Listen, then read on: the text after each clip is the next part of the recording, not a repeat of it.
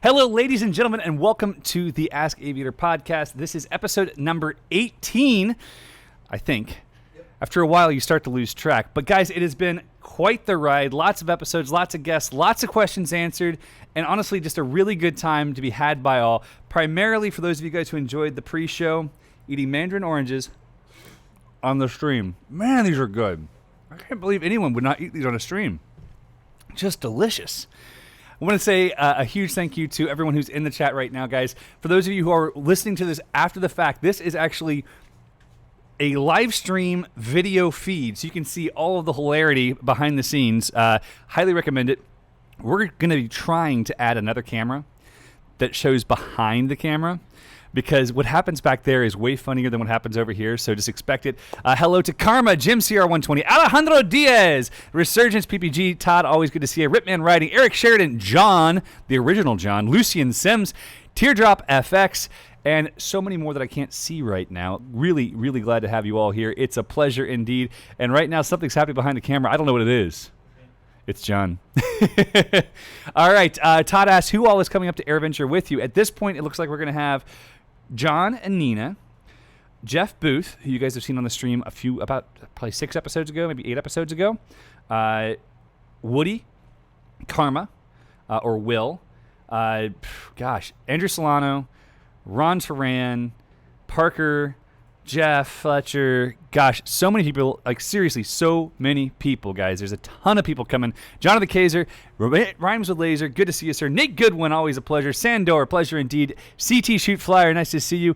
Dwight Martin says he's surrounded by water. I need to win PPG floats. Yes, you do, sir, but those have to be drop shipped because you're in Guam. That makes it a challenge. You definitely need some of those.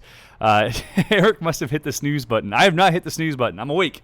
I'm alert. I'm alive. I haven't had a nap in a week. I have a nap on live stream days so that I can work all morning and feel like a human for you guys at night. But, guys, we're 5 minutes past the hour. Trevi's here. Good to see you, Trevi. Bob Garber, Brandon Hughes, always a pleasure, guys. We have a special guest. Out of all the people that I know that fly paramotors, this guy might be the one that's flown the longest, or at least very, very close to it. And he's not the oldest, although he may look like it. No, I'm just kidding. You guys will see him. He's beautiful, beautiful man. If you guys have questions and things you want to ask, I really am excited to have this guest on. He's been a close friend for a long time. One of the few people that we sought out and said, listen, you have to start an Alliance School. You have to work with us. We really respect you. We really admire what you do. So please join us. And he did. So he's here to share some of his experience and to share some news and thoughts of what's going on with their business and what's going to happen over the next year. So I'm going to go ahead and invite him now. Pretty please.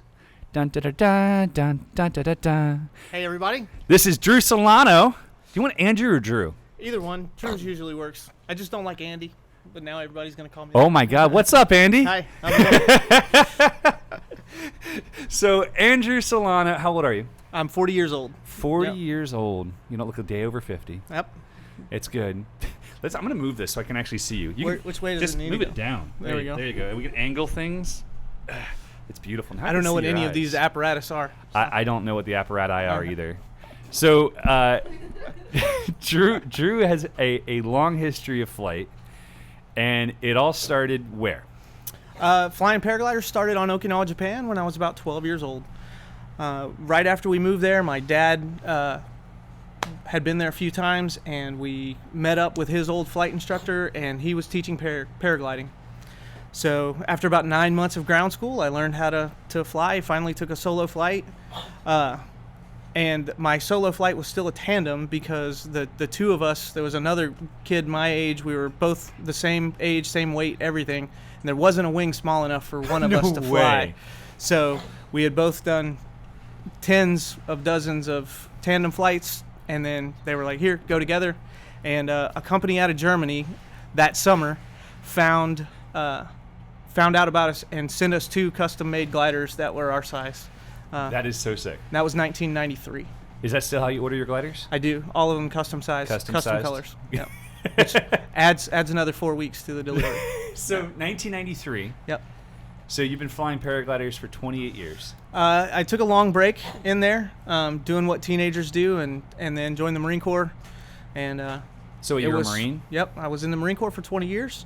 And in the summer of 2010, I got the spark to fly some more. I sold all my motorcycles and found some paramotor instruction and never looked back. I feel like it's only right if you think about what you've accomplished and what your path has been. What did you do in the Marine Corps? I was an airframes and hydraulics mechanic. I worked on the Aviator Harrier for 12 years, and then I worked on the F-35. Please don't do that. He goes off screen. This is the best thing ever, and I won't actually do that to you more than 5 more times tonight, I promise. This is a fun game. This is a fun game, he says. I warned him this morning, actually, that we did this. We had a student, George Hollingsworth. He may actually listen to this. His first flight, also Marine, and his first flight, John Isley, who was an instructor of ours at the time, also Marine. Yep. We thought it would be this great idea to play that on his first flight. Where's George tonight? And he immediately slides out of his harness and goes to attention in flight on his very first flight. It was fantastic. That's awesome. And I apologize. I just had to. No worries. Simplified Ellis, to everybody in the chat, thank you very much for your support. We like having you guys protecting this nation, man. Truly, the not just the Marines, but everybody that's in the service is a huge blessing to all of us. So. Absolutely. And speaking of service members, Todd, we know you're busy with Melanie tonight, so our thoughts and prayers are with you, man. Indeed. We got Trevi in here as well. He says, don't embarrass him. Too late. And John says, play the Army song. Maybe he'll like it better. Get out of here. Do they even have a song? I'm not sure. Is it musical? Yeah. I don't know. I'm just kidding. I don't worry about the B Squad. I can't. I can't say that because Todd will beat me. All right, so as he said, he was an F-35 crew chief, and it was his last position, right? My last position was a supervisor on the F-35, yeah. Pretty cool airplane. Yep. Their helmets cost more than my house. Yep. I kind of want one of their helmets to fly with. You can already see through the aircraft. You don't need that helmet. That's true. Yeah. I just feel like it's one of those things where people like gripe about how expensive some helmets are, and you're like, bro, I got my F-35 helmet. Come at me. Yeah, if you want to win that's the way to win it. Yankee and SC1, good to see you. Always a pleasure.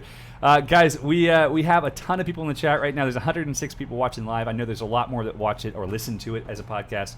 If you have questions for us that you'd like to have answered that we've not answered live, send us an email at info@aviatorppg.com with the subject line podcast question. We'll do our very best to answer all of those as well. Nina, if you have any questions for us now that you'd like to share, feel free. As it's going on, John Wallace says he's working on the song for the Space Force. You and everyone else, I can assure you. K-Ray says, B Squad, love it. Dave Counts, good to see you, sir. Always a pleasure.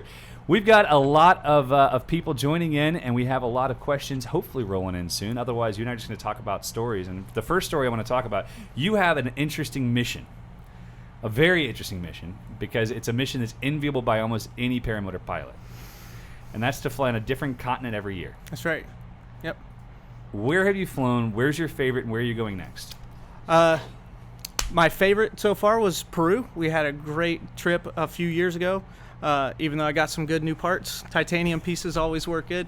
But Peru was my first international paramotor trip.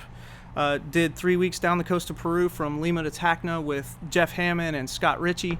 We had an awesome trip, and that really was ignited by the Gourmet PPG movie. I saw that movie when I first started thinking about paramotor, and I just love the idea of this.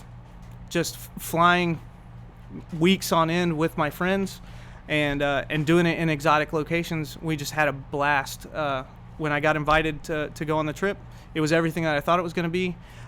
Started a love for expedition flying, and luckily I managed to marry a wonderful woman who not only runs my paramotor school, but also allows me to run all over the world trying to fly paramotors, and I can't thank you enough. That's Kristen Evans, Solano. Kristen's amazing. She is. She really is. Phenomenal. Next, we're going to South Africa in December, and I just came back from Baja, California, and Mexico last week of April, I think it was. You're basically making me feel like, I get to travel a lot, right? Like I go to Europe a lot, and everyone's like, "Oh my gosh, you got to go to Europe." Yeah, Yeah, I did. I got to go to a factory, and then a hotel, and then a factory, then a hotel, then a factory, then a hotel. And it was in a different country, which is pretty cool. But you're making me feel like I'm doing life a little wrong. When we go on these trips, the majority of our transportation is by paramotor. That's we do our best to fly anywhere we can.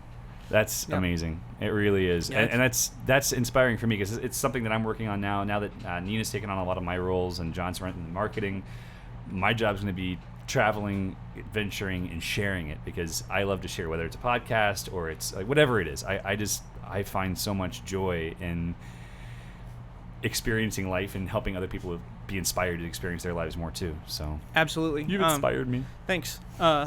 It's on my heart to share my story some more. So hopefully I will become a better social media person and I'll get to share a lot more of what's happening. But yeah, that's really the whole point of everything that I want to do with paramotor is just share it and give it. I know how much it changed my life, and for the last 10 years, I'm not the same person I was the day before I bought a paramotor. And so we enjoy sharing it and have spent the last 2 years really trying to master the craft of instruction and You're incredible, man. Thank you very much. I appreciate that.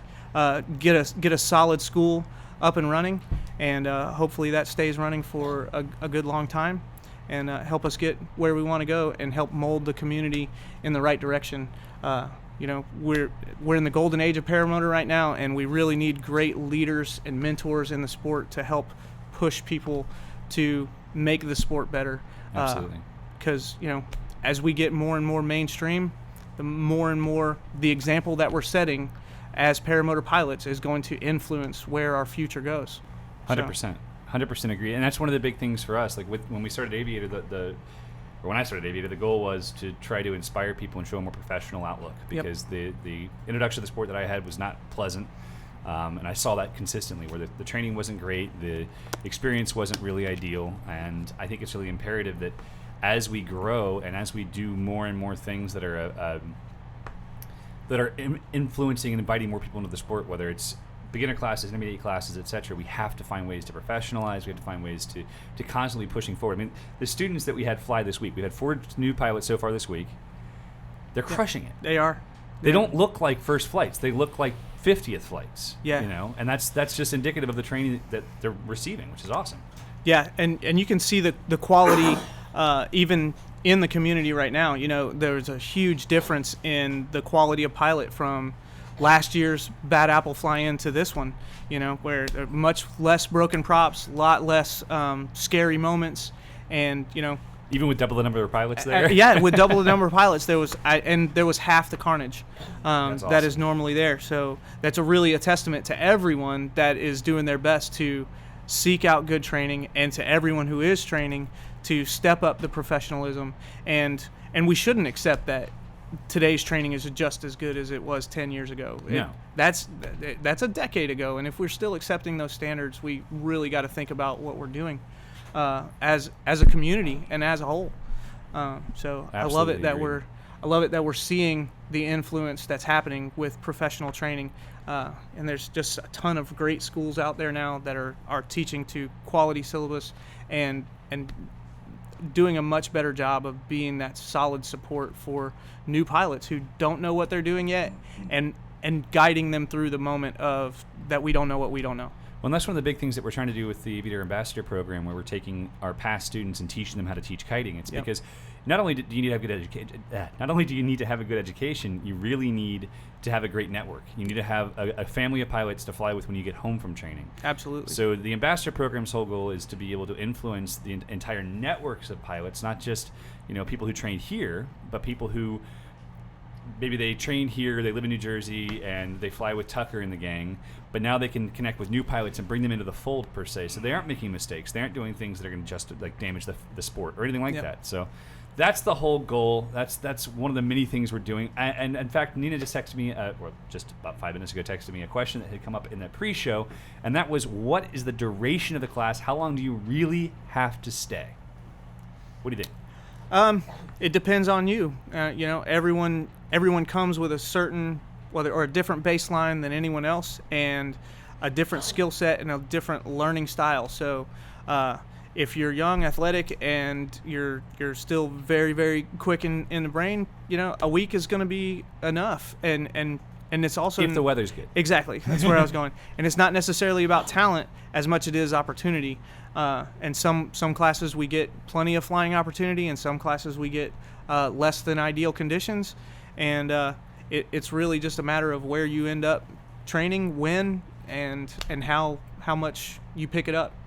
We like to say that it's not a competition, except with yourself. And you should move through the training at your own pace, because it's not a rush, it's not a race, and we automatically think that just when we show up to training that it's going to happen in a weekend, and I'm going to be one of these YouTube style pilots. And that's just an expectation that is unrealistic. What we should really be coaching each other on is having a long-term paramotor career, thinking about progressing slowly and being in the sport 10, 20, 30 years from now, because we're now seeing that, there are pilots that have been flying paramotors for 25 years, and they all say the same thing. Man, I should have slowed down a lot more and done a lot less, time in the emergency room, because I just was pushing it too far, too fast. I've had that conversation no less than 3 times in the last 2 days. Yeah. Like today and yesterday. Just talk to people who they want to accelerate their skills. They're asking what they should be doing next. And my answer is always the same. It's when you get comfortable, don't push, take a step back. Yep. When you feel confident, that's the moment to take a step back, because that's the moment where you run the risk of hurting yourself, because your confidence is too great, you know? And we've seen it with our friends, we've seen it with our fellow instructors, we've seen it with students, we've seen it with lots of people. When you are pushing the boundaries of your envelope, that's when you need to take a step back, reevaluate, and just gain more flight time. Because the reality is there's nothing that teaches you better than an immense amounts of experience. That's right. So. Yep. And I like to say that confidence is the indication from the universe that you're about to get complacent. I like that. If you feel good and you're happy about your flying and your skills right now, use that as a moment to go, maybe I need to dial it down and really think about it. Maybe follow my checklist just a little bit closer. Watch the weather just a little bit harder. Because it just takes that one moment of rushing through the process. And we rush through the process because we're comfortable and we know we're good already. Especially when we're counting. I don't remember the last time I failed a launch or I had a successful abort. Right. And when we do that, the next thing we know, Mother Nature reaches out and taps us on the shoulder. Absolutely. Yep. Question from Yankee says, does Aviator Show have a relationship with anyone inside the FAA? Can you fellas expound on how that has helped to protect PPG interests? I'll start it, and then I'll kick it over to Andrew, because he's got some feedback on this also. Yes, we have a lot of contacts and relationships with people in the FAA. First, stemming from our time with Paradigm, being able to go to these giant air shows and operate under an air show waiver, which is a ton of work, 4 years of effort to get to that point, to have the right relationships, to be able to develop those personalities and those friendships, for them to see that they can trust us and understand that what we're going to do is safe and legal, and just a ton of effort. And then, quite frankly, because we've been reported so many times to the FAA by grumpy old pilots that it's gotten kind of ridiculous, and we are on a first name basis with everyone in the FSDO and the ADO, and that's in our local one, and not just ours, but also FSDOs and ADOs from other districts like yours. Additionally, we had to file an FAA complaint against our city here because they were discriminatory against our operations, and that's a no-no. You can't do that if you receive federal funds, which we won that complaint due to the fact that it was discriminatory. It was ruled in our favor. So we have a ton of contacts. In fact, one of the students in this month's class, or this week's class, is an FAA employee. So we have lots of relationships, and how that has helped protect PPG interests. I think that it's multi-parted. One, I feel like the USPPA's goal was to help protect the interests, but I'm not sure that they've really done a whole lot as far as putting funding toward paying for legal fees and whatnot to be able to fight for these things. We spent a ton of money fighting to ensure that our legal rights are upheld. And it's not just for us, because we can move from here to a ranch next door and it wouldn't hurt, our business. But we think it's really important that we fight for the rights of all paramotor pilots to be able to continue to operate. And right after we finished our complaint, you were going through a similar situation. Do you want to expound on that some? Yep. So we too had some issues at our airport about our operations, and again, I really feel like it stems from people not wanting change on their airports, and we absolutely represent every amount of change in aviation history right now. And so when we have a lot of people who are leery and, for being alphas, as pilots usually are, right. A bunch of scaredy cats, and we don't like change. And when we see something new, we push it away and try to get it off the field as soon as possible. And that's really not helping the future of aviation. Instead, I feel like, we should be doing a lot to mentor ultralight pilots. On our airport, we have taken the initiative to be the liaison for any ultralight activity on the airport, and we worked very closely with the FAA over the last few months. And another big shout out to the EAA. Their team has been really helpful in finding a lot of examples of standard operating procedures for ultralights from other airplanes, or from other airports, and we've been working with them to get an SOP written at our airport that will sustain ultralight activity, and hopefully we can get that finalized soon and be able to publish that for other airports. And the next thing, we're multiplying at rapid rates paramotor pilots right now. Right. And I encourage all communities that have more than 10 pilots in your local flying area to really start to organize as a flying club and have a louder voice. Start representing yourselves at your local government. Make sure that your airport authority knows who you are as a group, not just as an individual. Individuals are squeaky wheels. Organizations, yeah. particularly nonprofits, that have a positive message and a positive goal, that go about things in a positive way, can affect real change. Yeah, absolutely. And we found a lot of good mentorship and representation of our community. Tom Kubat likes to volunteer at his local airports to just get out and help mow the grass. He's doing a great job being a phenomenal paramotor mentor along the way. And I encourage everyone to do that. When you get to your local airport, don't just come out and use the resource. Find a way to give back to it. Because if we just take and take and take, eventually it's going to go away. And we need to renew it. We need to nurture it. And we need to be doing a better job of being leaders. Well, and that's the reality. We all have to accept that we are leaders. That's right. And even if you're just Joe Blow in Iowa and you're the only guy who flies within an hour, or you're Joe Blow in New Jersey and there's 300 people who fly within an hour of you, each of you represent the sport individually as a group. Yep. Right? So if you have one guy who has a bad attitude, the entire west coast of Florida was shut down for paramotor flying by one guy. Yeah. He took off. His buddy was on the ground. Sheriff pulls up, goes, "Hey, they just passed a city ordinance. You guys can't take off here." The guy goes on the ground, goes, "Oh, okay. We didn't know that. We've been flying here for years." Our sheriff says, "Hey, would you mind contacting the guy in the air?" And so he said, "Sure, here's the radio." So he hands him the radio. Sheriff says, "Hey, my name is Deputy blah, blah, blah, blah. One of my students was another deputy who was there watching this happen. So I have this firsthand." And sheriff says, "Hey, just so you know, we have a new town ordinance. You can't fly from here anymore. You can't launch from here." And the pilot in the air calls back, "F you, you can't do anything about me, pig. I'm in the air." Yeah. And now within a space of a few months, every city council on the west coast of Florida banned, not the whole west coast, but the central west coast, Tampa, basically. That whole beautiful area. We used to go out and train on Treasure Island Beach. We had this amazing time. But one guy's bad attitude affects so much. And that's why it's so important that if you're a part of this community, particularly if you train with us and you understand the values and what this does and how it changes lives, you've got to represent well. You've got to represent in a way that really inspires people to want to be like you, not to want to hate you. Absolutely.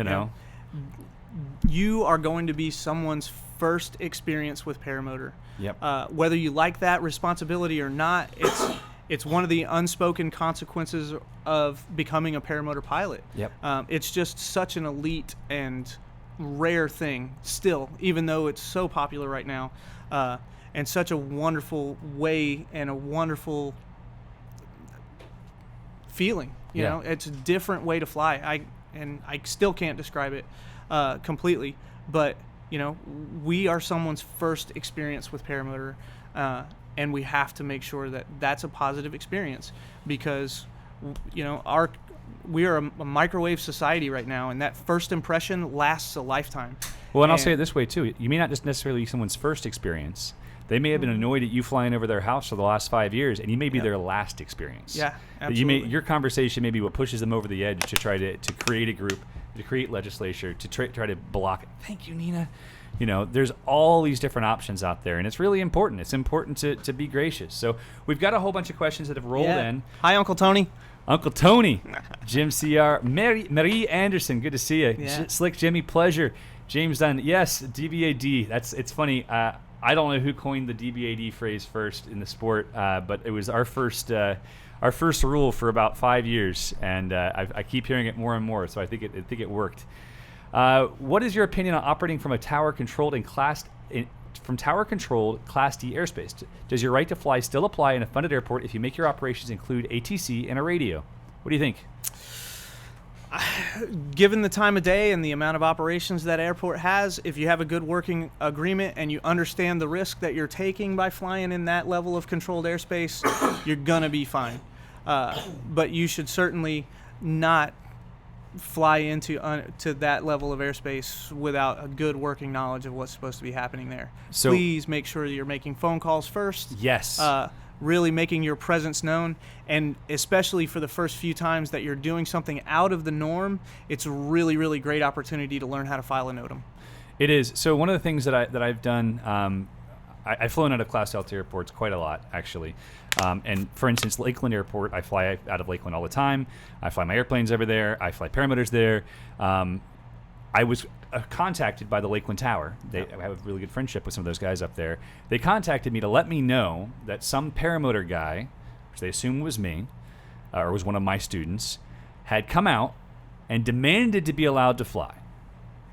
And when they said, I'm sorry, we have 3 flight schools operating today, we have NOAA flying today, we have the jets flying today from Jochen, you're not going to be able to fly. He got livid to the point where they had to call the police on him. And his action made them want to ban paramotor flying outright. Yep. Because it's not your right to fly there. When I fly my Cub in, which I don't have anymore, when I flew my Cub in, I didn't have a radio, right? So I'd have to call ahead. They'd use a light gun. They'd signal me clear to land, signal me clear to take off. And one day I flew my Cub in, got stuck in the weather, had to wait till later in the day. There was a shift change. New guy came in. I called the tower on my phone. I said, hey, I'd like to depart the grass strip. He said, well, where's your radio? I said, well, I don't have a radio that's operational. He says, well, I guess you better get your radio fixed. Click.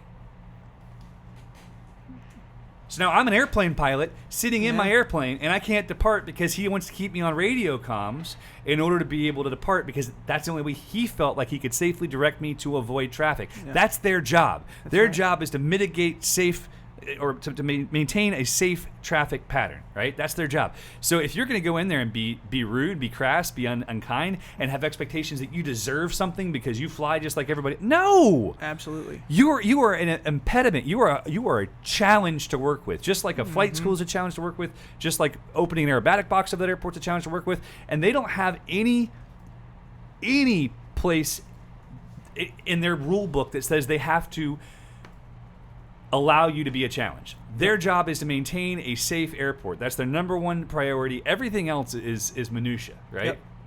So, yeah. Absolutely. And usually anytime we meet adversity, it's probably rooted in safety. But we keep saying that we have the right to be at an airport. We don't have right to be anywhere. We have a written privilege to be on airports right now, but that can easily be taken away with just another stroke of the pen. And so, again, going back to preserving the sport, showing up as a humble ambassador is always going to be the best for all of us. 100% agree. Yep. All right, we have some more questions. Sam Skinner asks, training in November, my main concern is I have no mechanical skill set and self-repair seems to be the norm. Is that something I can learn easily, or am I going to struggle to maintain my equipment? Paramotors are incredibly simple to work on. They are. And yes, you're going to struggle to maintain your paramotor for about 6 months. but this is where the community really shines. Everything. The community is everything. Absolutely. You're going to find your local paramotor pilots, and you're going to be like, hey, it's not flyable today. I need to rebuild my carburetor. There's always a Ross. Yep. There's a Ross in every group. That's right. I remember the first weekend that I showed up on the beaches of Florida to fly. The second weekend, my carburetor needed to be rebuilt, and there were 3 people standing in my shed trying to help me rebuild the carburetor that I didn't even ask to come. They were like, oh, okay, we're going to go work on paramotors now. And we just go, Right. So, of course, you're going to have to learn some mechanical skills and get some maintenance experience, but it's not going to take long, and there's lots of help out there. I'm going to answer a question I just happened to see pop up. I didn't see the name. If you switch back to the other screen for me, Nina. Let me see. That was from James Dunn. He says, FAR Part 1 of 3.17 says, no flight out of Class A, B, C, or D. Do you need a waiver or just a request? You're missing a very critical part of 1 of 3.17, which is without without permission from the controlling agency. That's right. The controlling agency is the tower or the center or whatever it is. If you have permission from that person, that's one of the things I love so much about FAR 103. I tell people in my FAR 103 class is that there's a rule in there that says, actually, I'm gonna pull it up and read it so I can get this properly and say it exactly right. It might take me just a second, but what I love about 103 is that we have an opportunity there that you can read it one of 2 different ways, and the way I choose to read it is the positive way because it's kind of what I do. Let's see here. No person may conduct operations that require a deviation from this part except under a written waiver issued by the administrator. Okay, that sounds kind of negative. You can't do anything without written permission, right?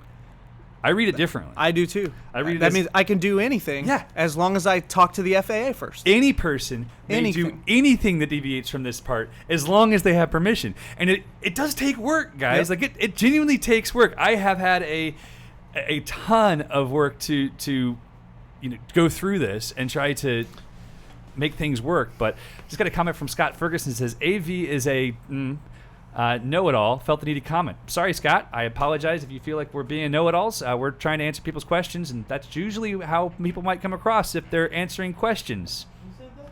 Scott Ferguson. Really unhappy person, I guess. Sorry. Cheers, buddy. Sorry. How weird.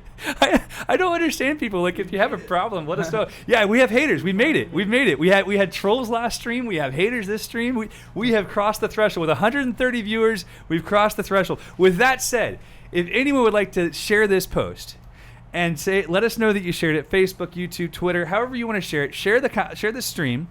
We're going to give away a free Scott's the Hater t-shirt. It won't say Scott's a Hater. It's just going to be a t-shirt that says Aviator on it somewhere. But we're going to give away a free t-shirt. Let us know you shared. We'd love to share. And let's continue to share positivity because there's no reason to be negative. We're not being negative here, are we? No, absolutely. We're just doing our best to represent this thing that we love.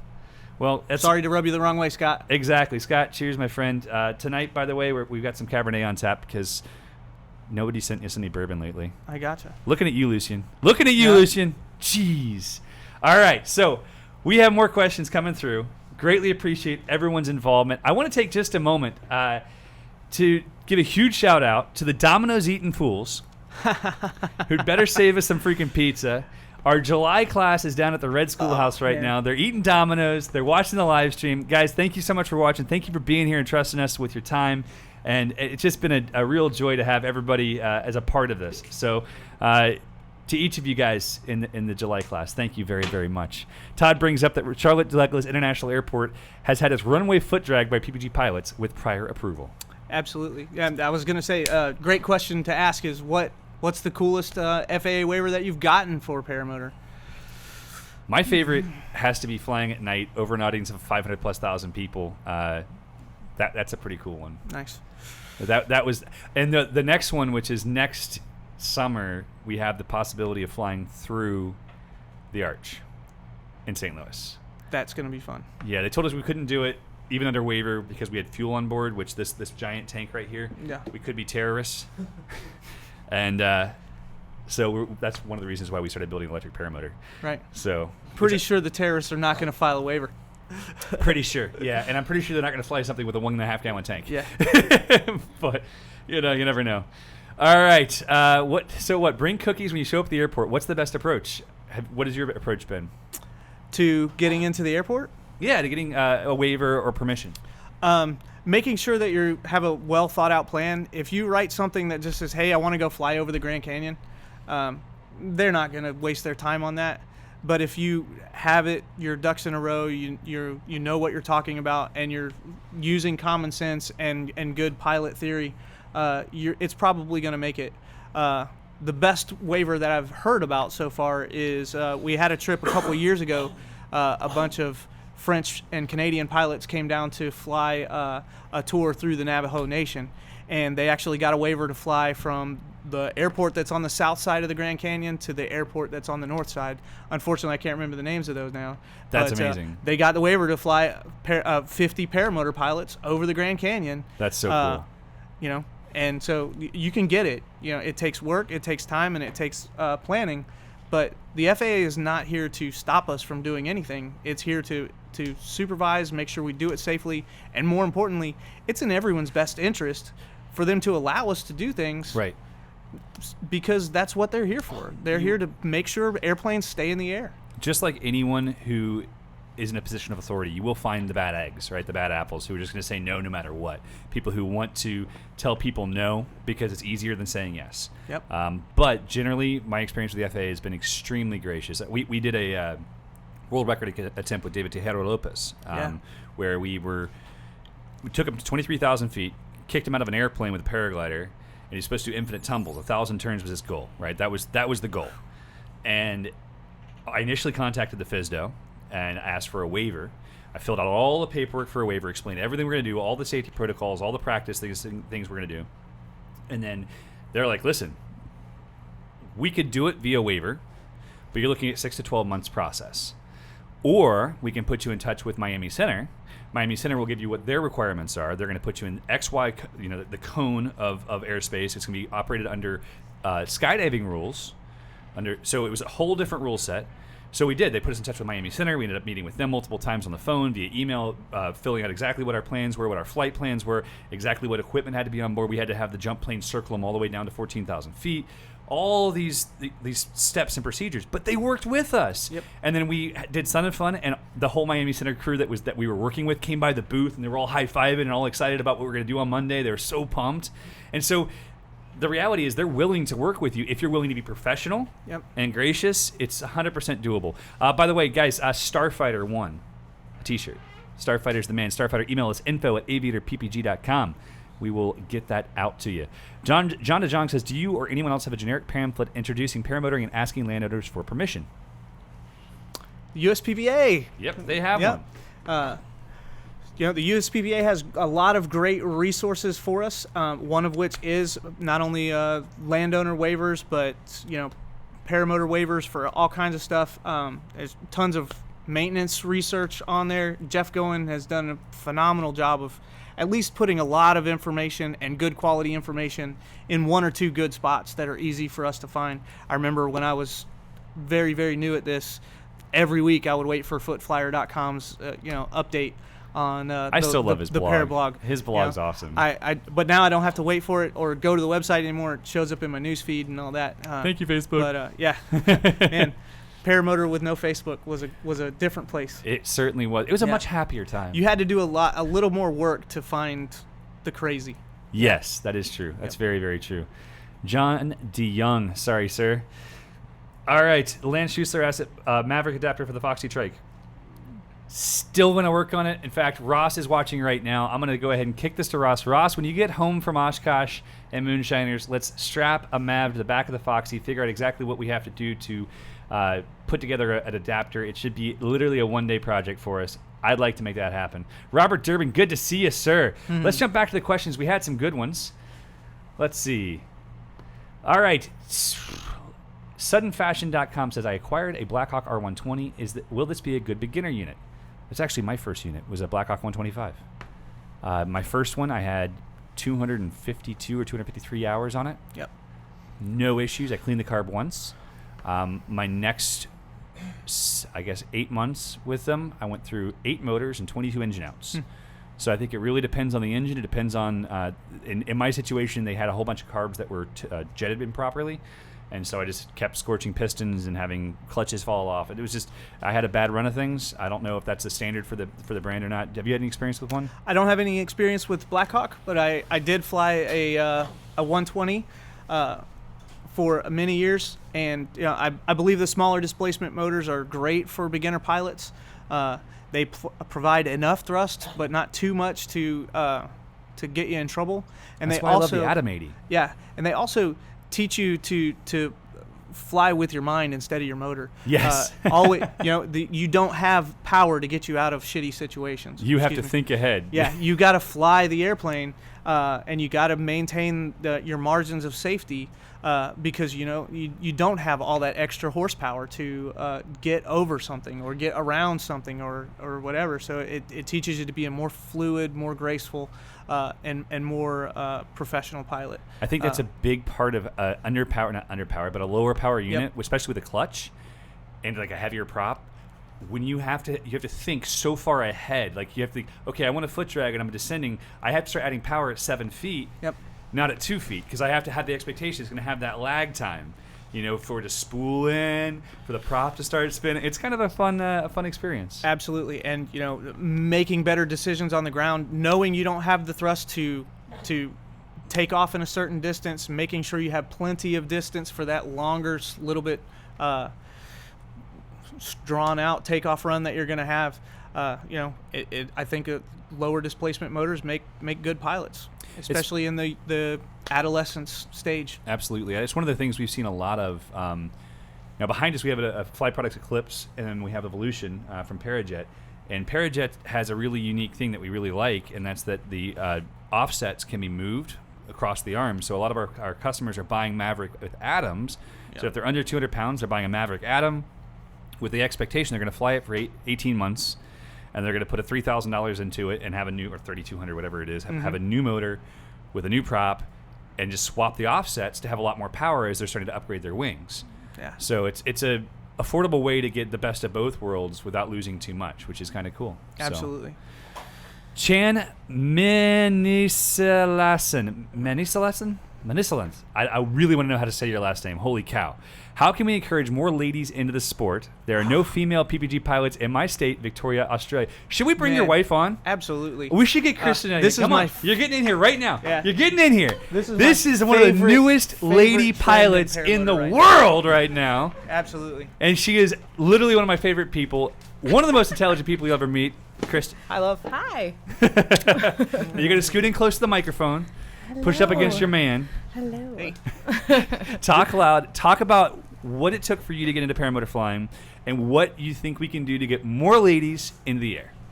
It took 4 years, a lot of watching, no pressure, but yeah, it took, I don't know. I literally we had a class that had a cancellation, and the person there was a lady in the class actually, so another woman was going to do it. And it just so happened that I had the same height and weight, and we needed that partner to train with. And before I could change my mind, I said, I'm taking the class. I'm doing it. That's so epic. Yeah. Now, I've seen the videos. I've seen the videos of your first flight. Yeah. You're landing in your face, and you're jumping up and down with glee. What did it feel like finally taking that first flight? It was amazing. I was, that's funny that you mentioned that I was jumping up and down, because Woody was like, I've never seen anyone just jump up and down with the paramotor still on their back. But as soon as I touched down, I say that it feels like lightning, and it was the thing that I've been searching for a very, very long time, just to make me feel like alive, happy. I don't understand why more people are not flying. I'm kind of kicking myself that I didn't do it sooner. But we get nervous, or, you see a bunch of men in the sport all the time, and the motor can be intimidating. It is. It is for men. Yep. It is for anybody. Absolutely. Yeah. So, but I'm really glad I did it. It's so awesome. Have you flown since you've been down here? I haven't yet. Girl. I know. Come on now. I know. It's happening. Just a matter of time. Well, I will say this. My wife's learning in November, Yeah. which she was either pregnant or nursing for the first 6 years of this business. Mm-hmm. And so she put it off. And then about 2 or 3 years ago, she said she wanted to do it. And I was like, sweet, but it was a time of crazy transition for us, and it just didn't work out timing-wise. And now we have time, we have space. So she's coming to learn in November. Yeah. And I can't wait for you guys to have your first wingtip bump. Yeah. That'll be totally, cool. Totally. We want to do an all-women fly-in. We've talked about this for a while. We thought it would just be really fun to do, to have all the lady pilots. It'd be like 12 of them. I know it's Leah, Elena, Shannon, Kristen. There's a few others that aren't as well known. Yeah. But I think it'd be so much fun. Absolutely.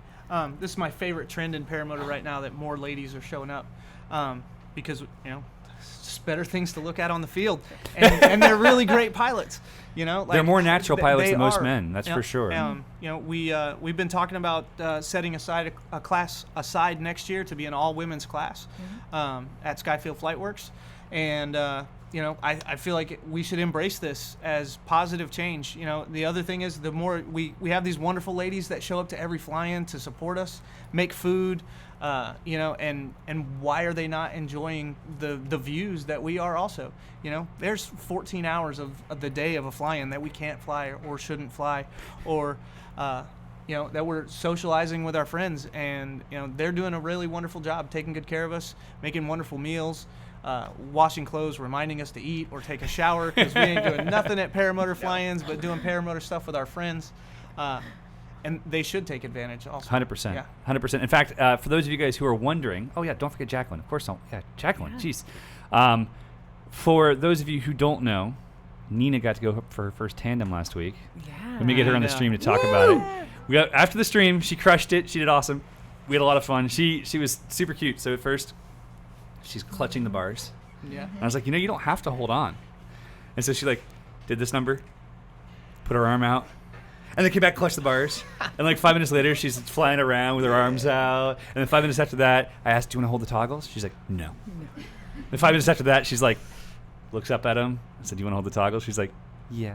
Yeah. Totally. And then she's flying us around. She gave us, we did a flyby. Dude, she flew us all over the place. It was awesome. It was super cool. Super, super cool.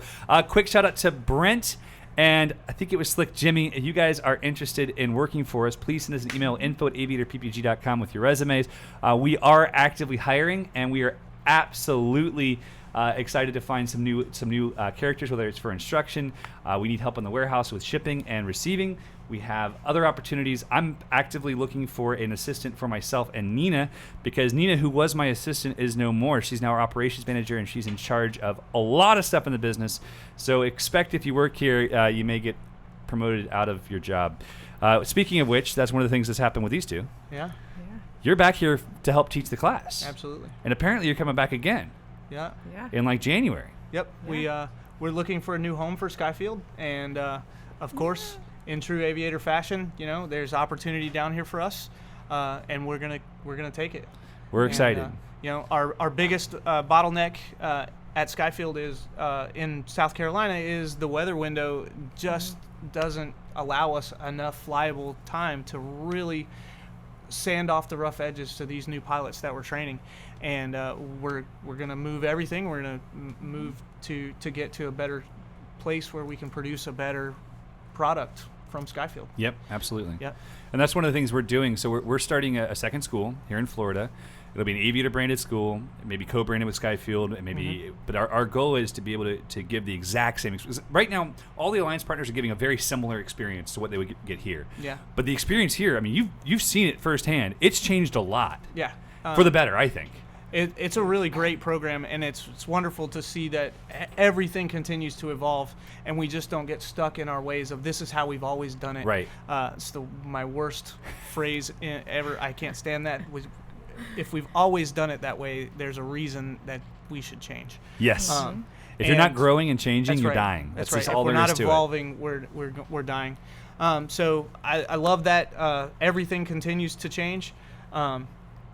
My main goal for this week, John encouraged me to come down and teach the class, and he said, don't even think about anything else other than the next 2 weeks, and see if we're doing it a way that you like it.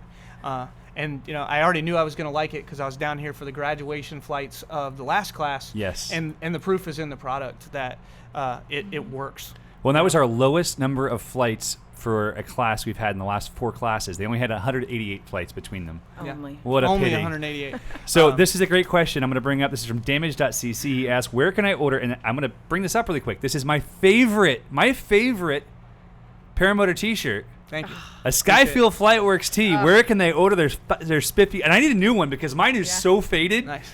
Oh, I man. got you. Yeah. All right. So email us at fly@skyfieldflightworks.com. Kristen will get a t-shirt shipped out to you as soon as you can, or we can. Yeah. They're $400 a piece. Yep. Right. You're going to help finance their move to Florida. It's going to be great. Exactly. If you know of a place in Florida, shout out to us. Let us know. Maybe it's a place we can move to. We're constantly searching for the right place. We got to have a meeting after this about that. I've got 3 more to talk vagabonds. about. Yep. Right. So Awesome. we've been meeting with airports and trying to find the perfect location for the second location and the third. And we want to talk about potential for Aviator summer homes in places like Maine and Montana, Aviator winter homes in places like Tucson. Yep. Lots of opportunities in the future. So we're working on it. We're working on Absolutely. it, trying to find ways that we can draw more people into the sport. And I have a whole new idea Yeah. Dude. that I want to do with my whole family. I'm not going to spill the beans right now, but like next summer Yeah. could be the coolest summer that Aviator's ever seen. Nice. Every summer. And is not gonna just be because cool. it's 97 degrees right now. Right. All right, we're going to go ahead and take a few-minute break at the hour. So about 7 minutes from now, we're going to answer a few more questions until the 1 hour point. We'll take a few-minute break. If you guys have any more questions for us, stay in the chat. Let's keep things going, and we'll drive on. How many flights do students get without any communications or help during training? John Adams wants to know. What about you guys? How many flights do students get without help? It depends on the student. 100%. But typically, other than radio, we do not assist the student from the first flight. There's no physical assistance in any of the launches or landings that are happening.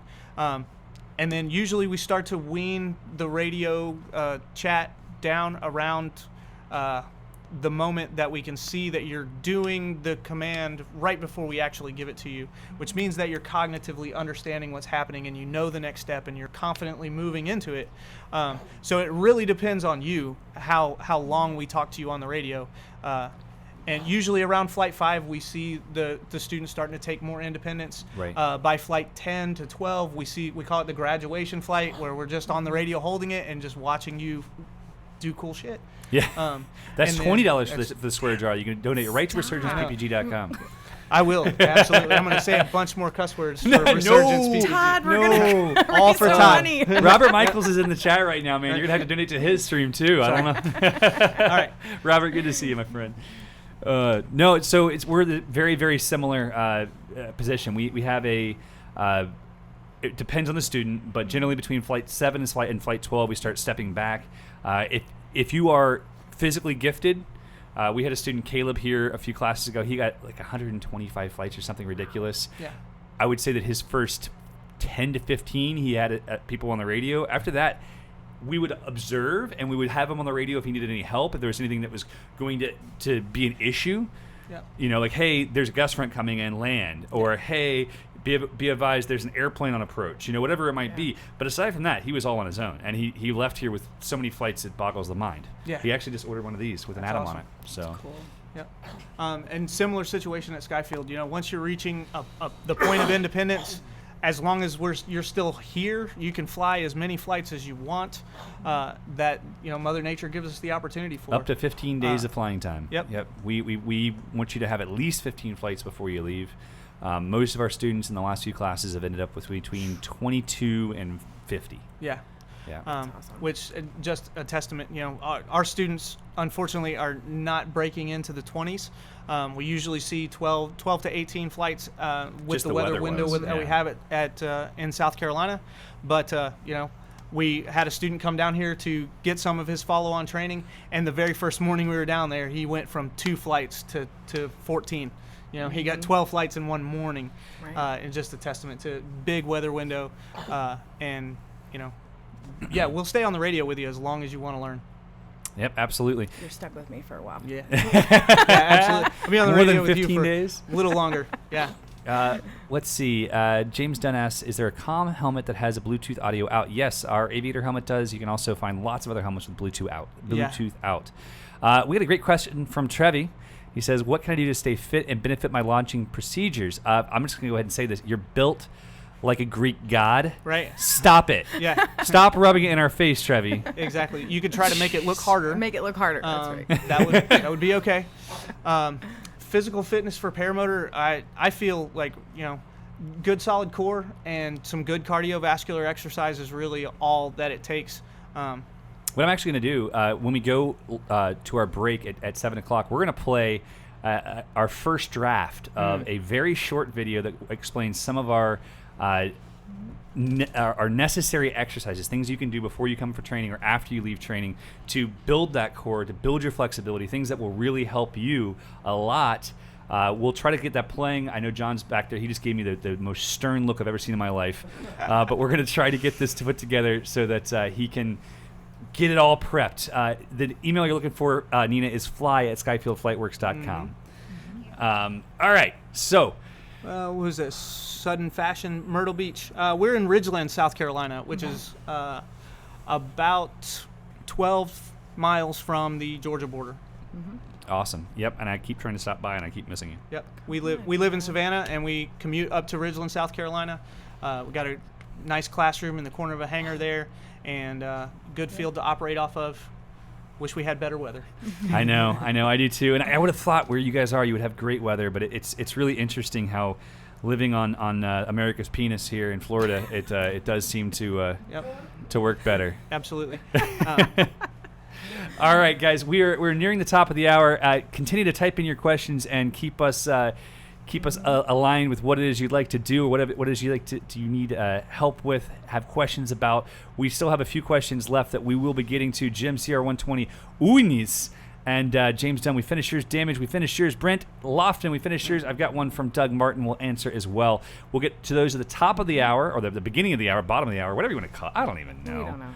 But guys, thank you so much for being on with us. Thank you for having us. It's a joy to have you as part of the Aviator family, as always. Yep. And we're going to say hello again to the students who are munching down on pizza. We're going to go ahead. Right? Yeah, save us pizza, please. We're going to take a break in about 5, 4, 3, 2, 1. See you.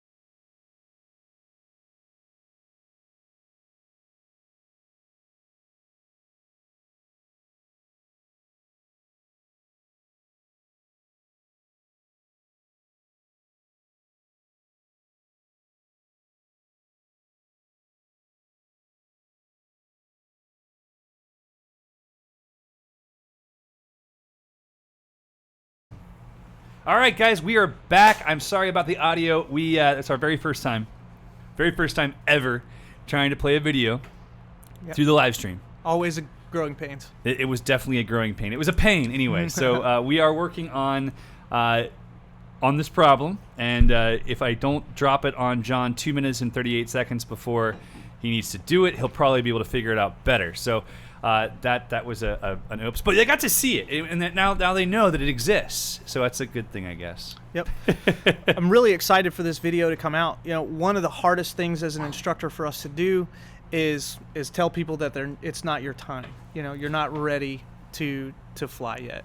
So talk to me a little bit about that, because we have really stringent protocols for safety's sake. You know, we want students to do a tandem first. They have to be under 250 pounds.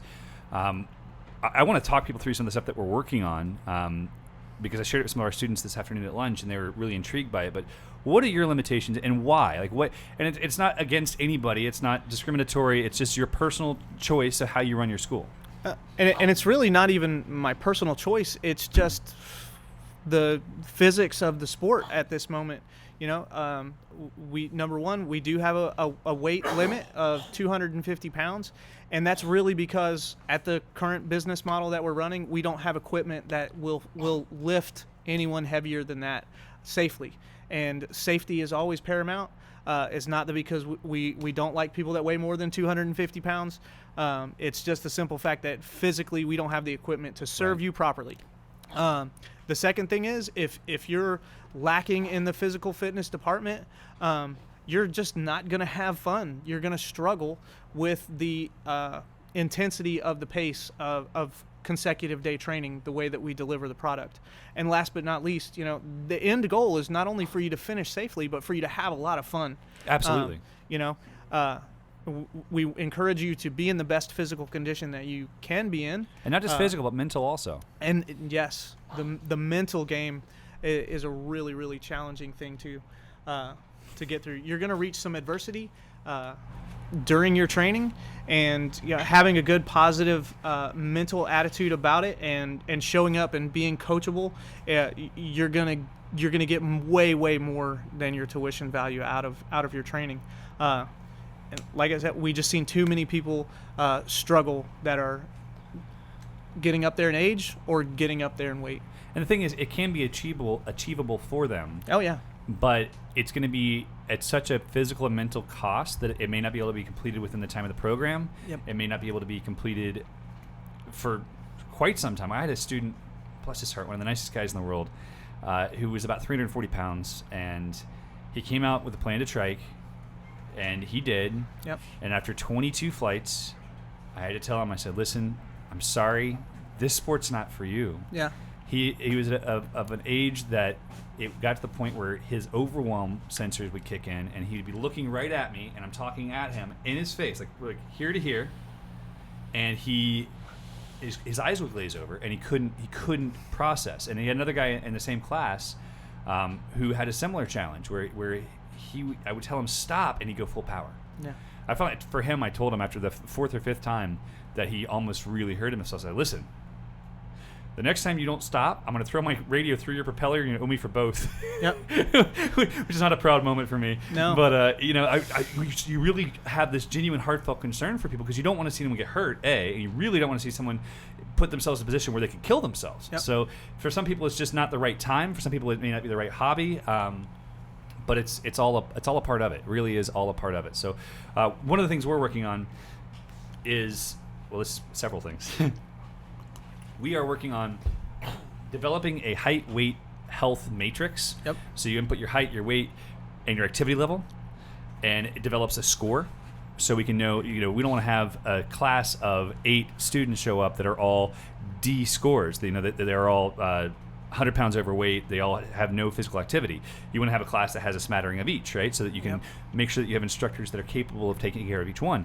And then we want to have the secondary aspect of this is we're developing an app, and one of the elements within the app is actually kind of a game that tests your reaction time. So when we say left, you need to hit the left button. When we say right, you hit the right button. When we say press, you have to hit both buttons. When we say power, you have to hit the throttle. When you say stop, you have to hit the red button in the middle as fast as you can. Yep. Right? And it will develop. You can start to develop those attributes because the reality is that over time, your mental acuity starts to drop off.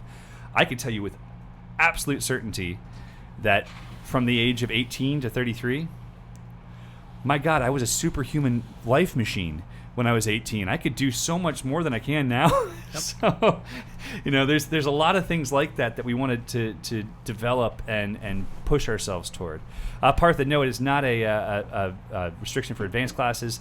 It's just because of our tandem requirements. Because I have done tandems. In fact, I did a tandem with John behind the camera right now when he was about 270 pounds. And even with the hang point set as far forward as they would go, I took off, and that front wheel stayed on the ground for about another 100 yards, and we were a flying unicycle.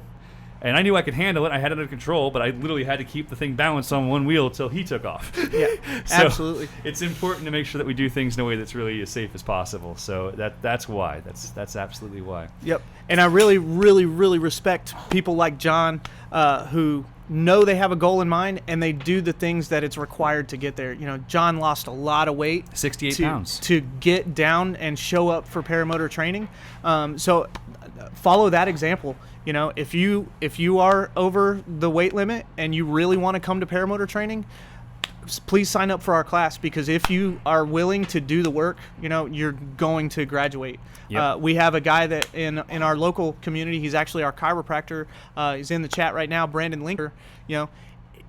He is in the midst of that story right now. He is losing weight he's already signed up for our November class. And I'll let him tell his story, but I already respect and admire this man because he sees a goal out in front of him and he will do the work that is required to get there. Absolutely. And he didn't give us any shit whatsoever for us going, we don't Swear have jar. it.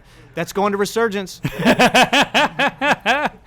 Oh, my goodness. We had a couple questions come in that I'm going to answer quickly. How many toes will a student have? We would like to see at least 3 successful, really clean, excellent toes. That's our goal. Another question that came in, how much does a used student Maverick cost? Generally, we discount them between $300 and $700. It depends on the age of the unit. And we endeavor to sell them every class, so it could have as little as 3 to 4 hours on it, Yeah. All right, we're getting reports that the stream is down. If you're still seeing the stream, let us know. Jeff Stang, good to see you in the chat, my friend. Always a pleasure. Let's see. Shout out to Brandon. Yeah, man. Yeah. Absolutely. Trevi's going to be there as well. Trevi had his first flight. Guys, if you're in the chat, please leave a comment congratulating Trevi. He had his first flight on July 4th. Yes. How much more America can you get? Man, young Army Special Forces guy, and been working with us about a year now, showing up in his spare time. Another man who is just doing what it takes to be in the sport. Doesn't matter what sacrifices he has to make to get here. And he shows up, he helps, he does work. He's our mechanic now on most of our paramotor stuff. So if your stuff needs repair on the weekends, Trev is probably going to do it for you. And he's been training in what little free time we give him from the work. And finally, we cleared off the summer calendar and wanted to get him done before we left on the paramotor trip that we did not go on now. Sorry. And so here we are. And then, we got him finished through towing and first flights on July 4th. He'll never forget that date. And then brought him down here this weekend. He got 5 more flights down here to fly in the Mecca that Lake Wales is. That's so every sick. time we come down here, it's ridiculously. Everyone should travel down here at least once. I agree. We love to have everybody here. Vertical Lines asks how long a transition class is. It really depends on what you're transitioning to. If you're a free flight pilot, P3 rated and above, we can usually do a 2 to 3 day transition and have you rocking it out like crazy. All right. Dwight Martin asks, I just purchased a Sena 20S for helmet comms. So far, I love it. Do you have any other recommendation for in-flight comms? I don't like in-flight comms. I love the solitude of paramotor. Yep. But if I do need to talk to somebody, I'm usually still in 1994 with just regular, no side tone, no nothing, just a Bofang radio wired in. I do have the Sena 10 for Kristen and I. We just built those helmets, but we've been testing them already and wish they had a longer reach. So we'll probably end up going to the radios, the Rexon with the Bluetooth in it next. We'll see how that works out. But again, the only time I ever really use comms is on expedition flights when we have to talk to each other. Otherwise, I really want to just listen to my iTunes and enjoy the solitude that I have up there. I'm the same way. As much as Wait, when we do video projects, we use comms so that we can ensure that we have good back and forth, good information back and forth, make sure we're in the right place at the right time, that I'm not going to hit a drone or hit another paramotor pilot. Yeah. We use comms for paradigm shows because it requires a lot of precision. Otherwise, I'm listening to music, guys. Let me listen to my tunes and I'm happy. That's literally all I really care about. We had a question from a gentleman asking if our training would take effect in Australia. I don't know the answer to that question. I know in the UK it does. You aren't required to take training from a formal place in the UK. I'm not sure about Australia. I'm sorry, Steve. I would encourage you to reach out to some folks there or do some research on what your requirements are. Canada, for instance, you have to get a Canadian pilot's license, and any time logged in the US does not work.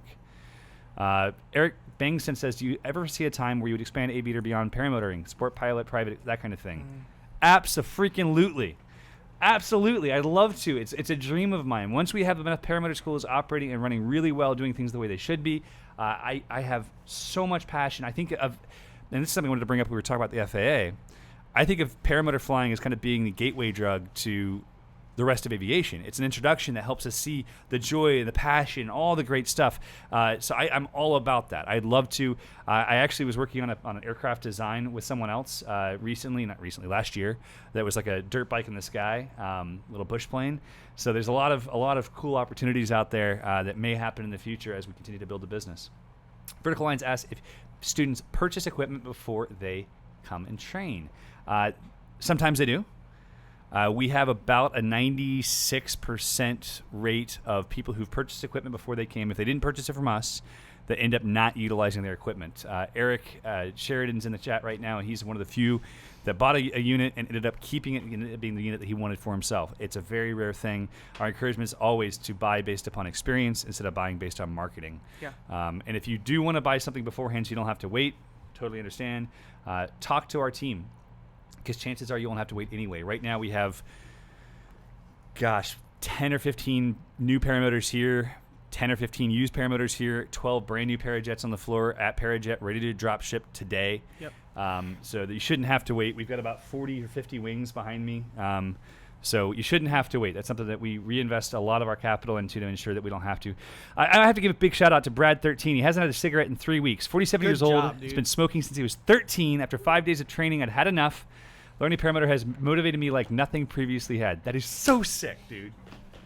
Yep. We like to say that paramotoring is just like flying is just the hook, that this will change your life. Absolutely. And 100%. There's so many stories like that where we see everyone, the attitudes change over the 10 to 14 days that you're here,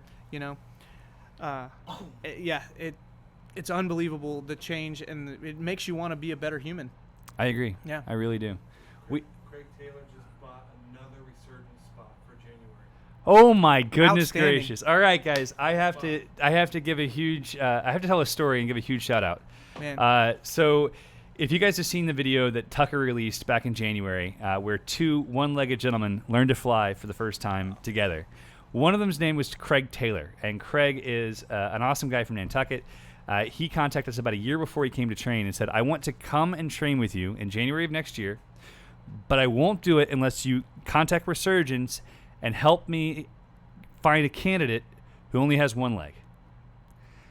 And so they did. Resurgence, Todd found him a candidate who also had a single amputation below the knee, and or maybe it was above the knee, I think.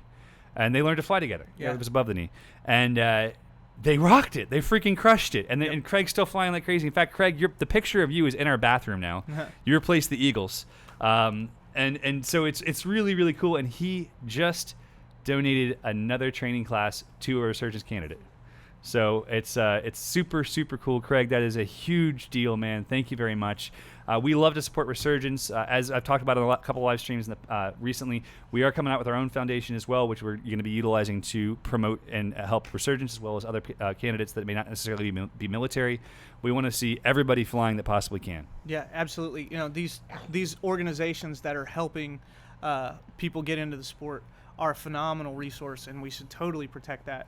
I remember my first conversation with Todd, and I was already giving to Resurgence before I met Todd because I've been waiting for a paramotor-specific charity to donate to. But, man, when you meet Todd, you just understand exactly why he's doing what he's doing. He's a good man. And a phenomenal human being. And every Resurgence candidate you know, I don't know where he finds them, but we had our first Resurgence candidate in our May class, Mr. Kelby Cox, surf shop. He did a wonderful job. And the biggest thing that you see from all the Resurgence candidates are just the pure heart that they have to come train. Everyone we've trained has been just a great person. And Craig had the best answer. We asked Craig during the intro class what was he thought was going to be his biggest challenge during the training, and he was like, keeping me out of the air. Done deal. Like we should have been filming that because it was the most awesome reaction, and it's purely the right answer. You're damn right. That should be what it takes. That's amazing. That should be the hardest part, keeping you down here. Well, we've got our resident troll is back. Combat Legend wants to know if it's possible for his 109-year-old grandfather to learn to fly the paramotor. He's only broken his back 6 times. He has 1 arm and 1 leg. What do you think, Drew? You ready to take him on? Sure, why not? I enjoy a challenge. Jim CR120 has asked this several times. Having seen some sobering PPG accident videos, I'd like to know what PPG emergencies had the highest probability, highest severity. I lost it. Where'd it go? Nope. And the combination of both. Man, that's a big question. There's so many areas to go here. First, the very first thing is stop watching paramotor crash videos. I actually tried to show him a crash video, and he's like, nope, No. not doing it. Absolutely not. And I have my biggest reason for this is anything I put into my brain, it's in there, whether I like it or not, and I can't get it back out. And we spend so much time ingesting negativity. And we spend so much time with our students managing that expectation that they have this unrealistic expectation of how much tragedy is going to happen during their paramotor career, which it's not. It's just not. And unfortunately, we're able to type into Google and get a filter of every crash video that's ever been put on the internet. Most of which are due to lack of training or poor equipment. Yep. Or bad decision making. And the equipment has gotten so much better in the last 10 years that we don't see stupid videos like that we used to see, where it's just simply poor equipment and mismanagement and a lack of understanding of what's physically happening with the airplane at that time. And we just don't see it anymore, those types of accidents. One of the things I have to respect John, I agree with him. He says, those who don't study the past are condemned to repeat it. I completely agree with you. Understanding what has gone wrong. I study aircraft accidents. I study particularly air show accidents and incidents to the nth degree. Sometimes because it's my friends who passed away. Yeah. Sometimes because it's something that I've seen the same mistake in my own life. And I do agree with you that we should study it. I don't think that we should glorify it. No, absolutely. There is a difference. For me personally, I watch the incidents. I study them and try to understand what went wrong so that I can train it as much as possible out of my students. Absolutely. That's exactly what I was about to say too, is if it's a video worth learning from, my fellow instructors that are watching my back are going to bring it to our attention, and it's going to make its way into our curriculum if it's a teachable moment.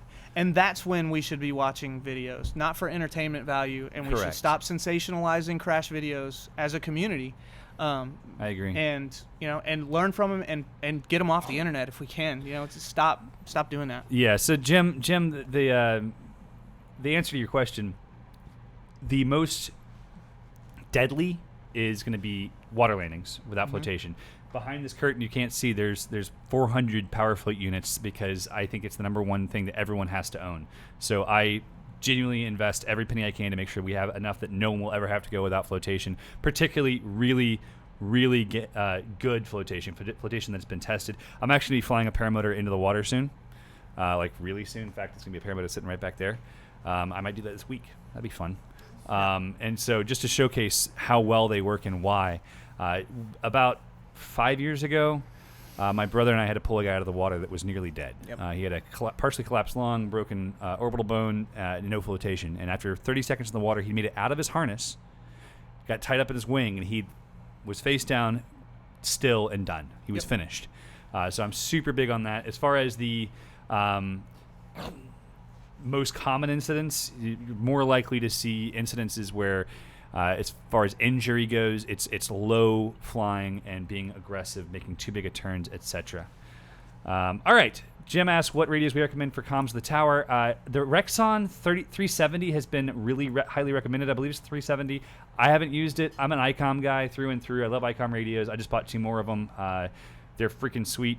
I have that. We just bought the A16 or 18s. They're brand new ones, so it's supposed to be pretty darn nice.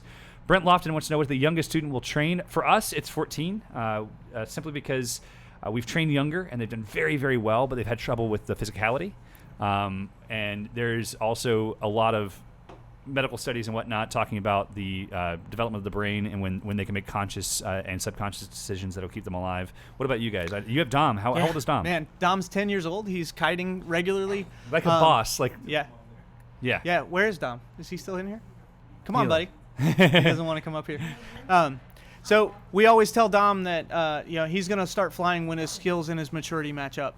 The age is That's well defined. The age is not the issue. It's when the skills in the brain can pilot the aircraft, then he'll fly.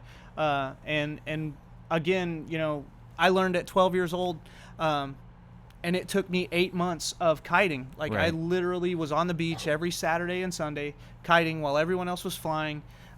And you can't rush the process, and it's just like baking a cake. You follow the recipe, it's going to happen. And it takes a long time, but when the skills and the maturity match, then that's when the pilot's ready. Age is just a number. I can agree with that completely. And my oldest is 7, almost 8. He'll be 8 this month, and he has a pretty big desire to fly. He loves flying with me, and I'd love to say yes to him, tomorrow. Make him the world's youngest pilot. But safety is way more important. I have no desire to use my kids as sensationalism or marketing. It's a process of maturity, 100%. Yep. Let's see. Eric Bankson asked if we got the AB16. We did, and it arrived today. I've not played with it with the Cena or with our onboard audio solutions with the Aviator helmet. Jim Sierra 120 asked how much do SIV courses cost, ballpark range. I don't remember. It's not on my priority list this year. The last one I took was back in 2012 with Chris Santacroce at Beach Blast one year. It was a phenomenal experience. It doesn't matter how much they cost; it's worth it. Yeah. The experience that you're going to get is unbelievable. And there's so many great schools out there delivering quality SIV clinics. Chris charged $500 for the motor SIV here last time. Yep.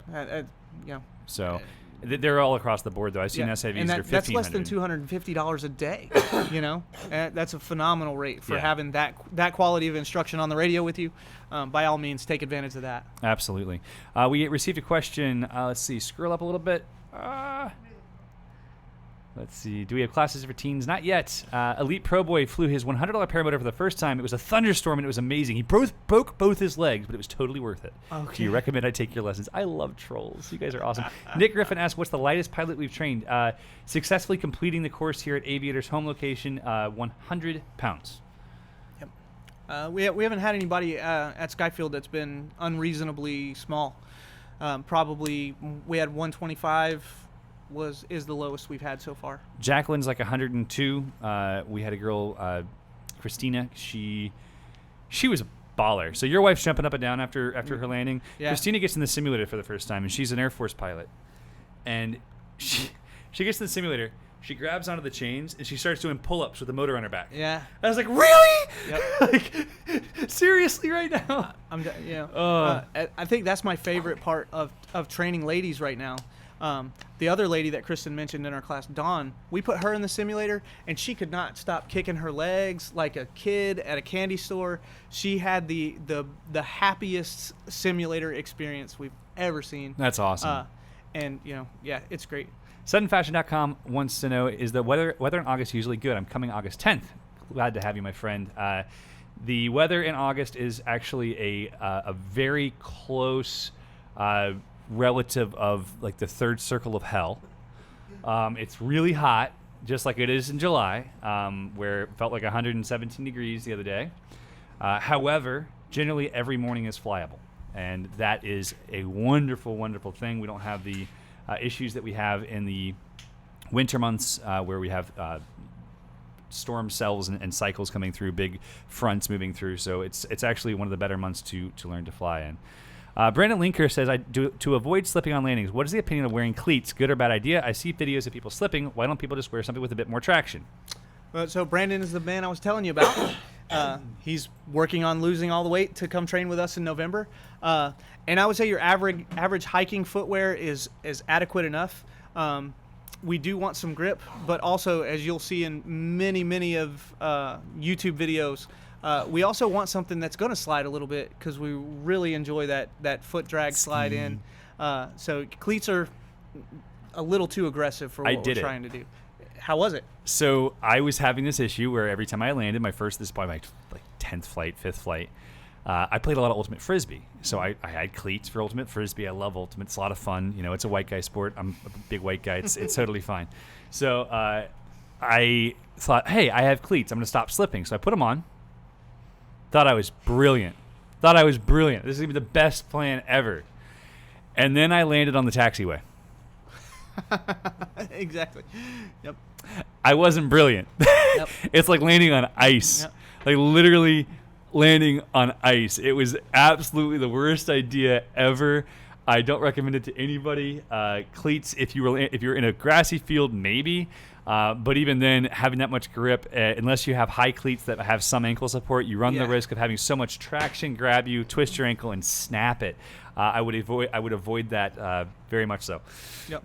However, we do always recommend good hiking footwear. The cheap Walmart knockoff Merrell brand is adequate for training. It's going to get you through those wet mornings. And having an extra pair of shoes is more important than having cleats, because you're going to be soaked first 2 hours of the day. We're out kiting in the dewy grass. The wings are going to be soaked. Your socks are going to be soaked. So having good, clean socks, dry shoes to change into make your experience way better. Absolutely. Craig Taylor says the cam on Drew is super clear. You need more of them. I'm here to tell you guys, if you want more beautiful cameras in this shop, we are more than happy to do that. The best way to support the stream is to go to our store, shop.aviatorppg.com, buy some t-shirts, buy some strobes, put in the memo in the comments that you came from the stream. Buy Aviator throttle. We're going to be making the video this week to show exactly what what's going on with that. We've got lots of cool accessories. The EFI is available. Buy some stuff during the stream so we can see that there's value in this stream, because right now I've got a $3,000 camera, a $900 camera, a $4,000 computer, a $2,000 lens on that. That's the reason that one looks so good, by the way, is that's a lens from my wedding photography days. And we have a whole bunch of money worth of employees back there. So we would like to invest more in the stream and bring you guys higher quality content, but we have to see that it helps pay for itself. So please check that out. Vertical Lines asks, is the Atom 80 strong enough to lift 180 in a trike? I would. Yeah, depending on the wing. Again, I feel like being underpowered is an advantage as a pilot, and the right wing with the Atom 80, no matter what, is that's the combination key, really. Yeah, it really depends on the wing size. I mean, we can do tandems on an Atom 80. Absolutely, we see it all the time. Yeah, so right now we have 3 brand new in stock and 1 used Fly Products rider with an Atom 80. They are built for the Foxy trike. You can match it up with the Foxy trike, and I would happily fly a 180-pound person on that without any compulsion, because the Foxy is 19.6 pounds with the small wheels, like 23 or 24 with the big wheels. Yeah. I would have no issue with that at all. It's totally doable. You're not going to have a great climb rate unless you use a bigger wing, but I'd say you would have very little issues with that whatsoever. Yep. We spend so much time talking about what motor we're flying, when the fundamental center of gravity that makes the whole thing work is the wing. And I really love it when pilots talk about what wing size they're flying and why they're flying that wing size. That's going to give you the advantage. We're all either flying an 80cc or 185cc motor. Like, that's just what we do. Right. But everyone's flying a different wing, and we're flying a different wing for a reason. Well, and the big thing is we're not flying the motor. Yeah. The motor's an accessory to the wing, Absolutely. right? Like, I just ordered my new wing. I buckled down today, bought another Freeride 16. And Emmy was trying to get me to buy a Freeride 15 because she had one custom. She's like, I have this custom Freeride 15. She has a 15? You want one? I might want it. Where's my business manager? She says no. She says no already. No, so the nice thing with it is that I was really excited about the 16, because the 15 is, even though it's 1 meter difference, at my weight, yeah, I dump like 30% more altitude, it feels like, when I do aerobatics. So I was like, no, I'm buying a 16, sorry. Right.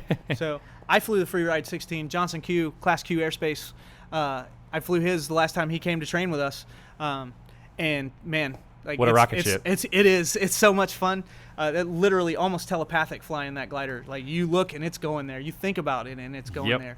Yep. And yeah, so Tom, let's go in halves on that 15, dude. Oh, man. There's a question about throttles and the Atom 80. My encouragement to you would be there are two different options. One is if you have the Polini throttle, you could put a zip tie to move your hand position. But frankly, buy the Aviator throttle. It's inexpensive and it's comfortable. You got to try it out today. I actually put it on today, yeah. I was really, really surprised at the ergonomics of that. It looks like it's going to be big and bulky and feel awkward in your hand, but it's pretty well designed. Well, thanks. We worked really hard on it. I bet you did. And so I'm gonna enjoy testing it out. You know, the other thing I'm doing down here is flying everything that you got, because absolutely the selection is limited at Skyfield, but there's always something cool to play with here at Aviator. There is always new toys. Slick Jimmy, yes, I was really homeschooled. Andrew McReynolds, do you have a problem with someone wanting to fly a new wing but a 20-year-old motor? As long as it has a new harness, I don't care what you fly. Andrew asked if us and AC are going to kiss and make up. Watch the video, Farewell to Air Conception. There's nothing to make up. There's just a difference in the way we do business. Yep. No problem. Ross Gassaway, if you want it, or if not you, the other guy who's demoing it right now, one of you two is getting it. You'll like my new colors. You'll like my new colors. Can we explain Class Q Airspace? Yes, our buddy's name is Johnson Q. That's QU. And so he goes by Class Q Airspace because he's a giant dweeb, and we love him for it. Awesome, dude. You know, there's so many phenomenal instructors out there right now, and people that are really, really doing their hardest to professionalize and continue to train. You know, the reason we are down here, whether or not we were part of the Aviator family already, is because there's a field full of 5 other instructors, and we can get experience and we can learn from other instructors. Absolutely. The reason we invite any instructor that wants to come to Skyfield and train with us is, again, exchanging the knowledge and sharing the experience, and doing our very best to ensure that the sport grows and evolves. And there's no substitute for time on the field. Absolutely agreed. British Nomad has asked a few questions. I'm going to answer the first one. He asked about APPI or API versus Aviator PPG. I've gone through the API syllabus, what's available online, and I've spoken to the guys at API actually just 3 weeks ago. I really like them. I really like what they're doing to professionalize the course management. A lot of what they're doing is very similar to what we're doing as well. We have different directions because they're looking more toward the European rules, and we have U.S. rules as our primary. But they're really brilliant gents. I really like them a lot. I would love to be a master instructor for APPI. I think it'd be a really great experience, and there's an opportunity there perhaps in the future because it hasn't really taken off in the U.S., and I think it should. I think that they've done a better job of self-regulating their instructor base with disciplinary actions and kicking out bad instructors, people who do things that aren't proper. Brent Lofton asks, should we start kiting before we come to training? Andrew. Yes, if we're kiting under good supervision. Or with the right pre-training. Yep, exactly. The ambassador program is a phenomenal idea, and I would really reach out to your local field and see the guys that are kiting. Walk up to the guys that are kiting after everyone leaves. Those are the guys that are passionate about kiting. And those are the people that are going to want to teach you how to kite. And yes, learning good habits before you come to training is excellent. It will, number one, save your instructor a lot of time and help take care of other clients who need a little more help because you're already to the point of independence with kiting.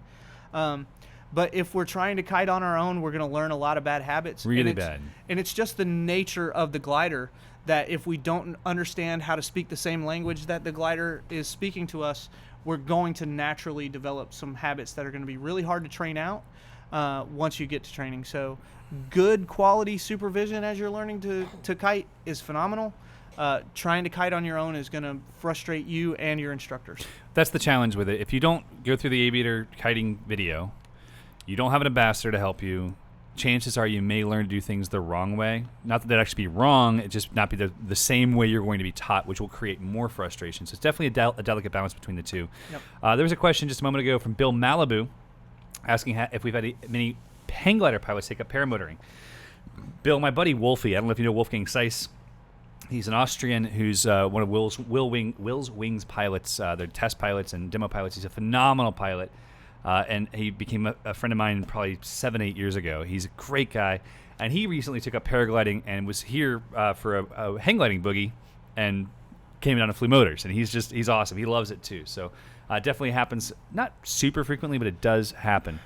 Tyler Cragen, is an old glider okay to kite, or is it better to buy your wing you want to fly? Always kite with the wing that you want to fly. The word older is pretty subjective right now because there's such a huge 2 years ago was yeah, old. Exactly. The technology in the gliders is changing so rapidly that if you're flying something that's more than 8 years old, the launch technique and the characteristics and the feedback that you get from the glider is not the same as gliders that are being recently manufactured. So you're kind of learning antiquated habits that aren't going to serve you well when you have to eventually make the reach and the step to newer equipment. We've got a lot of questions coming in, guys. We're probably going to cut this short soon because I'm starting to lose my voice. There's lots of questions I'd love to answer tonight, but we'll have to answer next week. Next week, I think we're going to have my dad on the show again. He was one of the favorites we've had on so far, apparently. I love Bob. He's amazing. So we'll bring him on as well. Damage CC asks, can tip steering lines be lengthened? I'm short, so I have to stretch to reach them. Yes, they can definitely be lengthened. No problem whatsoever.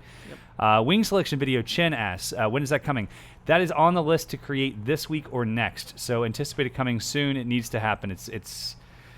We filmed it, we edited it, we did all this stuff, and we just weren't happy with the results, so we have to redo the entire thing, and I'm really sorry, John. John's going to murder me. Matt asks, question on the AC Nitro car carrier, how good of a beating can that take, say, traveling cross-country with it? We've had lots of people drive across the country, no issues. Yeah, no-brainer there. It's solid built, and we carry ours everywhere. We use them at the school for our tie-down, and we move gear all the time. They're used every single day at Skyfield. It's a great piece of gear. Absolutely. Scott Starbeck, send us an email, info@aviatorppg.com. I will send you a cup, and I will take your bourbon, sir. Done and done. Sandor, thank you very much. PPG Gorilla, Rick, good to see you. Mm-hmm. We're excited this next week, Saturday. We're dude. having a poker run that ends here. We're going to have a little barbecue for them. So we're looking forward to it. And I'm going to fly in that poker run, but I'm flying my airplane because I'm lazy and slow. Right. I hope that the students are to a state of independence where I can not get paid for that day. I'm pretty sure you can go. You should definitely do it. I want to fly this. If I had my free ride here, I'd fly the paramotor, but I'm not going to hop on something slow and try to fly 100 miles. It doesn't seem like a lot of fun for me. Yeah, it's my back. It's definitely time for me and the Sirocco to fly 100 miles together. Yeah, you'll be good with that. Russell Barnhart wants to know what's going on with the electric paramotor. It is coming very soon, sir. British Nomad asks, first couple of wings for beginner pilots. This is the lightning round, by the way. We're just going fast. Yep, go fast. First couple of wings, Mojo, Spark, Spider. Yep. Boom. That's what I like, or similar gliders from other manufacturers that also have certification. Boom. Kiting harness is different for PPG versus PG. Not really. If you want to get a cheap kiting harness, we have one. It's $220, I believe. It's lightweight. It fits on your back. It doesn't make you sweat as much. I personally still prefer to kite with a flight-rated harness because the chances are you're going to get picked up, and you don't want the harness to fail and have you drop. Craig Taylor, what is the jurisdiction of a local law enforcement officer if you have ATC clearance to fly? Depends on where you're launching from. If you're launching from a place that has a city ordinance that you're violating, they have jurisdiction even if you have ATC clearance. Yep. And it depends on the violation. Yes. What did you do wrong? K-Ray asked, do you think AOPA or EAA is willing to support PPG? Absolutely. Kind of. I would say kind of, because both of them don't really have a whole lot of education about what it is and what the benefit is, because most of them think of it as competing against their client base, when the reality is that we can all work together and support these incredible institutions. EA and AOPA do so much for aviation in general, and many, many, many paramotor pilots will go on to become private pilots or are private pilots who are regressing, quote unquote, to something that's more fun that gets them back in the sky. Absolutely, and we've worked closely with the AOPA and EAA. I'm working on our standard operating procedures and our insurance requirements at our local airport. Both of them very helpful. at least willing to have conversations and help Yes. give us guidance as far as PPG. I personally have never had anything but open arms from both of those organizations. Agreed. We have Jamie Beckett here is locally. He's their flight school or flight club chair, and he's sat in on our classes. He actually wrote an article recently about the emotions in our class and how it's like a self-help support group plus flying, and how those two normally don't go hand in hand because your mental health is never mentioned to the FAA or anyone that might hear something to the FAA. And he was really enlightened by it. So it's a great article written in General Aviation News. Absolutely. He's been a great resource for it as well. Does Vitarazi have any T-shirts? Yes, they do, and we have them in stock. Send us an email, info@aviatorppg.com. I think we should have some Moster shirts left. I'm not sure. They're Kristen, gone. send Just Eric kidding. an email for that shirt. I Just need kidding. that. Apparently they're gone. Chris Oh. took the last one. Never mind. Just kidding. We'll get some more. Looking for good 2-meter radio. We use Baofangs because they're basically disposable. $27 a piece on Amazon. Yep, we use them for 6 months and then throw them away. We don't even wait anymore for them to go bad. Some of ours, I would guess 3 months at most. Yeah. Yeah. Is it safe to store a wing in extreme cold or heat? I would say that cold is probably more reasonable for them than heat. Heat will break down the chemical balances. All of our wings that are used in our school are put in an air-conditioned trailer every day just to maintain that they don't break down. We go back to chat. Let's see. Craig Taylor says he was at 3,000 feet and they complained. In that case, Craig, that is an FAA issue. If you're overflying a congested area, then yes, that would be an FAA issue. You did something wrong. Mark Dillner, any more details about the ambassador program? No, but we're going to get a form up on the website for people to apply for the ambassador program here in the next couple of days. So please check that out. It will be on the website in the About section. Let's see. All right. Hi from Uruguay. Mr. White, I would recommend the best way to start acro tricks is to work through an SIV and then work with a great instructor. There are many of them in Europe. I would highly recommend. And that's it. Guys, it is 7:45, hour 45 minutes of straight content. How you doing, Drew? I'm great. Thank you for having me. This has been a phenomenal experience. I really appreciate It's it. kind of fun, right? Yeah, this is cool. Everyone's always like, I don't know about all this. But the reality is it's kind of fun. Yeah. It's different. Yep. Huge shout out, by the way, I interrupted. Go ahead. Go ahead. You're just talking about your opinion on paramotor. It's pretty sweet. Yeah, it's kind of fun. It really is. Huge shout out to JD863FPV. If you guys haven't seen the Facebook post, he used his laser etcher, laser burner, laser whatever you want to call it, to carve out the our live stream banner, and that's on the picture on Facebook. That it was really, really cool. He gave that as a gift yesterday. Thank you very much, JD. Appreciate you. Yeah, JD, we're gonna be hitting you up, man. That was really cool. All right, Ripman, British Nomad, Mark Dillner, Nick Griffith, SuddenFashion.com, Bob Blitheract, Craig Taylor, Vertical Lines, Ripman, everybody. I said Ripman twice. So many great people. Thank you for joining in. We have 119 people still watching right now.